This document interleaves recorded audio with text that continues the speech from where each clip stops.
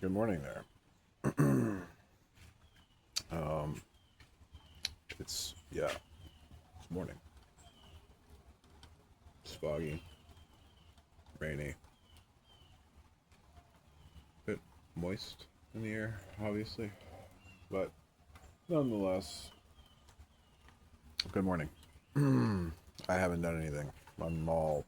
This is what I look like in the morning, so in all its glory. Oh,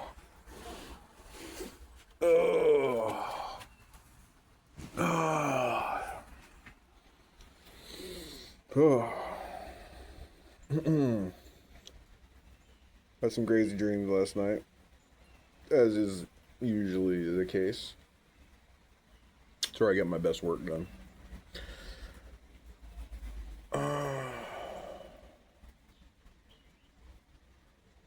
So yeah, good morning. What does that mean? Just yeah, it's another way of talking about an ending, I guess, in its own right. We're still in that in between phase that I mentioned before, so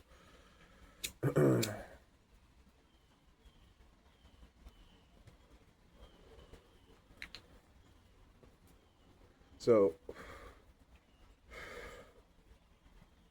musing over some ideas last night before I went to bed, and of course, I can't remember anything. Like, how does that work? You know, come up with all these great ideas before I crash out, and then the second I try to engage with them in the morning, they're gone. And it's like, oh, well, yeah. Kind of sits there and makes you think for a bit, which is fine. You know, push comes to shove, you could always try to force it out of you, but I find that things that aren't willing are usually best coaxed out in their own time. You know, think a cat hiding under your couch. You just gotta kind of let the right moment come. But sometimes it's not important. Forgetting something,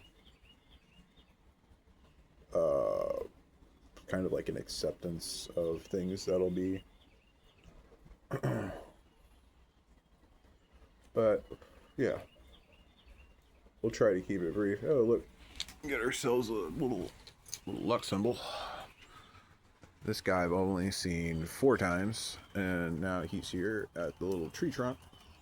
Don't worry, it's not some anomalous thing. It's a little armadillo. To think of the little bit of inspiration there, but I look so happy. Hopefully you're getting it. Oh, nope, nope, nope. How about now? Well, what's going on here? Alright, I'm getting some weird angles. Well, either way, he looks like he ran there. Oh, way over there. Well, ever. You get the idea. Hey, look, I'm trying to show you something. Oh, I can't see it. Well, it's over here. Well, no, it's not. You're not even pointing the camera in the right way. Like, well, I thought I was pointing the camera in the right way. Wink, wink. So, yeah. Normally I'd already be drinking coffee, but I figured I'd get started on something. At least get something done before the sun, well, I guess in this case, what would be perceived to be the sun, because, you know, obviously I can't see it through all this mist and fog.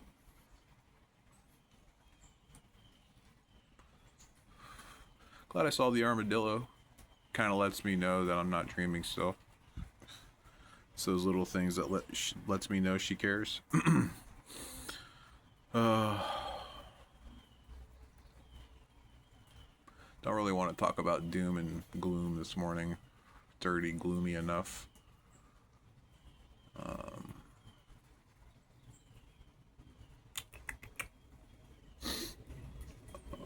Cultivating tools. How do you do it?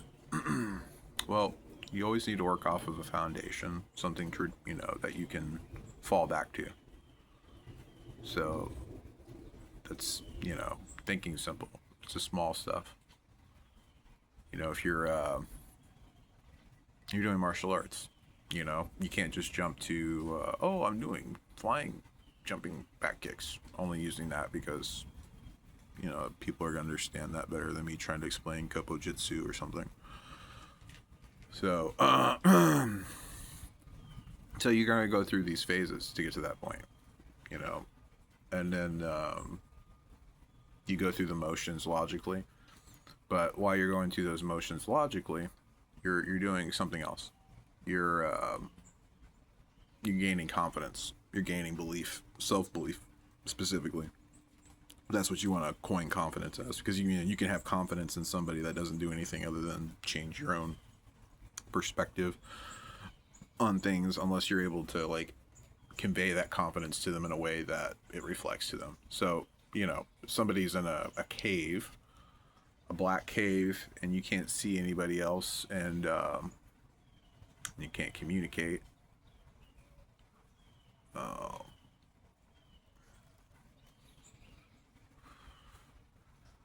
if you're in this cave and you can't communicate, you have to be wary of your activities in that process, because you're usually like, oh, I'm the one that speaks up.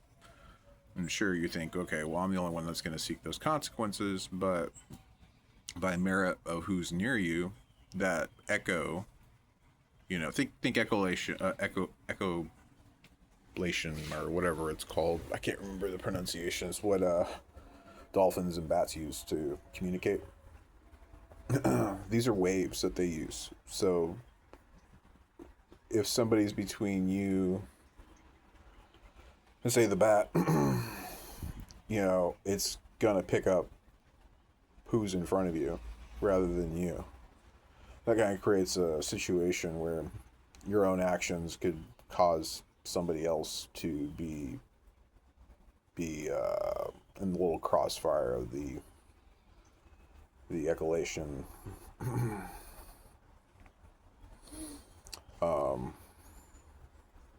Yeah, so you know, keep that in mind. You know, uh, birds in a field, like the I Ching hexagram that I had gotten recently. The difference between a veteran soldier and I don't want to call a rookie. There we go. That's what I prefer that word. I didn't like the word I was getting. Don't even get me started. The veteran soldier knows that certain activities will cause the birds to disperse from a position if they're not careful. And that includes not talking to disturb the birds, as an example.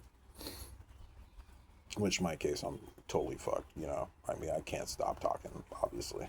But either way, the idea is there that, you know, you need to have certain experiences to be able to understand that proper. And more often than not, being a soldier is not going to be the reason why you learn that. You didn't learn about the natural world as a soldier. You know, a soldier would learn the modern world more so, an understanding on how to fight in that world than the natural. But then you have the other end of the spectrum. I'm like, well, what other, you know, I guess quote unquote warrior archetype is there that, you know, fits that role? You know, the one who goes in the natural world. Well, it's the hunter. They're the ones that go out and to the primal areas of humanity's, you know, environment, to engage with these primal, you know, creatures. These things that, you know, the whole reason we started building walls, it wasn't because of other human beings. You know, it wasn't, you know, we didn't worry as much then at that time about human beings attacking us in the way that they, you know, we would deal with later. But nonetheless, the city walls are there for the chance for civilization to kind of grow up. And more often than not, it was seen as death to be cast outside those walls. But you then have the residents of the outside world who aren't afraid in the way that the city dwellers were. in this case, let's say like witches, like witches were like, oh, I'm totally all for, again, I'm using the term as the established thought processes take it. So, you have these entities, that are outside that city. Like a witch, the hunters, living out in their own lodges and such. Not to say that they don't come into town from time to time, but more often than not, their life's out in the wilderness. So, kind of goes back to, we're talking about, soldiers not really getting trained in the way that they need to. They're trained for human to human things. Well, in this case, the human to nature aspect comes in to have its own unique perspectives. Well, what does this all do with thoughts? You're just rambling on. Yes, let's get back to the point. So the reason that I bring any of this up is it's all to adapt a certain perspective in life for you to be able to better deal with those circumstances that are coming into play. And in this case, how do we approach problems? So for the soldier, problems are all a matter of orders. Somebody else is disseminated for that, falling in line. You're gonna do this, this, and this. When, like, that's great when you're a part of a group, but what if you're not? Then that's when the hunter mentality might come into play. Depending upon your perspective. But the hunter is looking for, primarily sustenance. He doesn't have a much bigger goal than that. He's just to sustain himself, preferably beyond just survival. Maybe do a little bit of thriving along the way, but nonetheless, worst case scenario comes along, he's always capable of going out into those woods and rendering himself resources to be able to to be able to maintain himself in a way that matters tangibly, physically. So if that's the case, then what does the survival aspects equate to? Well, we're kind of moving into a day and age where people are getting more and more divided, and you're not going to be in a position to maintain those inside the walls thoughts, if that makes sense to you. Like, we are safe inside these walls. Well, let's imagine in that the walls are collapsing at certain points, and now you're starting to see wild animals come into your city. And because people don't like to address the glaring problems, you bring up, oh yeah, well, I saw a wolf, he was in the city. Well, whose job was it, to make sure that didn't happen, and this and this, and these are the first questions that come in. Not how did the wolf get in, not how do we stop the wolf. It's who did this, who allowed this, who was supposed to, who was this. It's all about looking. You're completely disregarding the problem now. You've created a whole other subset of problems that have nothing to do with the initial problem.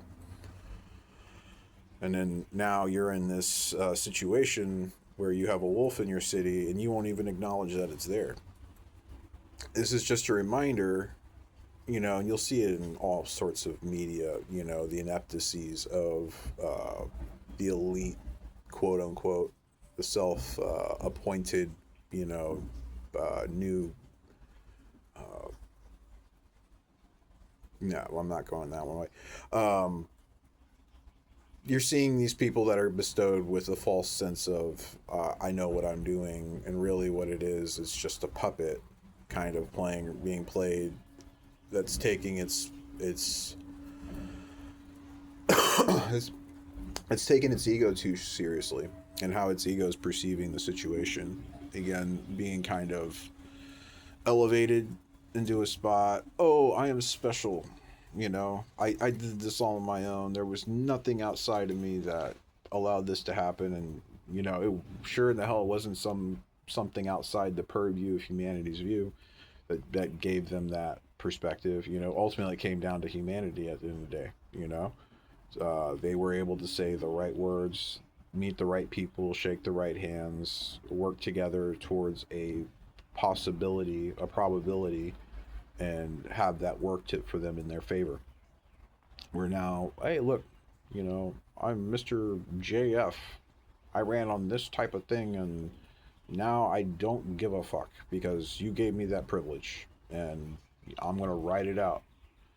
I've already made money off of my new positioning, and I've already jumped into screwing over the people that I said that, that all you're seeing it, you see it. It's all betrayal. And why is it betrayal all the time? Like, how could that be a possibility? I mean, there must be a concerted conspiracy. Well, not a conscious one. Not in that way. This is the unconscious, idea of you convey a set of expectations. In this case, wealth being one big one of them, power being another, and set people on these paths. And the only certain people that are going to reach the end of those paths are the ones who are junk in their perspectives, that are self-fulfilling, self-centered. Okay, I'm okay with people dying as long as I get my money at the end of the day. What do you mean this, country this is doing this to country this? Like, oh yeah, well, country this is our ally, so like, what do I care if they're doing things that are terrible, because they make sure that I get money in my pocket. Which is funny, because all they're doing is recycling the money that I have already given them to give me that money. So it's like, hey, I've paid you to pay me, now pay me. And again, if you looked at America as one entity versus a collection of individual entities all vying for their own spot, it's pretty clear your system's fucked up. I mean, it was great, like, for when it was. The problem was it outgrew its britches. There's not enough checks and balances. And I'm not saying like regulation, I'm talking about in the sense of cooperation with society. It's like, most of the time, only people care about is the president. And the president usually doesn't matter as much. I mean, now it's a little different. Obviously he's kind of taken a little bit more of a proactive role. Wonder why that's happening now. He's taken a little bit more of a proactive role in his approach compared to his previous approaches. So and again, I'm trying not to use any names or anything like that, because it quickly just becomes, oh well, this and this and that and this, and it's all like, that's not the point. My point here is I'm talking about thoughts, and how do we get to the places that we get to, and depersonalizing that in whichever way you can to help you understand will help you get a clearer picture. And as long as you're sitting there and you're getting tied up on the who's and what's, you're never going to get around to the how. Don't get me wrong, those are important questions. It's just, if you get too caught up on those questions, it's like me in writing. The reason I didn't become a writer until I became a writer was because I always got caught up in writing world notes and things to prepare me to write. I was doing all this preparation, and I wrote like years of it. And at the time, it didn't seem like it had any value, but here we are now, lo and behold, and I'm working on this.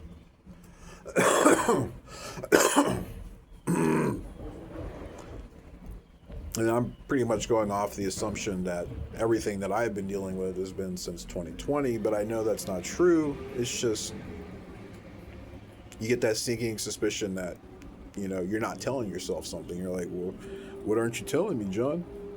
Why aren't you telling me? And you don't get an answer. You're like, you motherfucker, you're doing something. Yeah. Mm-hmm. But yeah, it's a morning. There is no sun. It is foggy. It is wet. Not really sure what I'm going to do with this day, but on that note, we'll call it morning lesson 1. Yeah. Love you. Bye.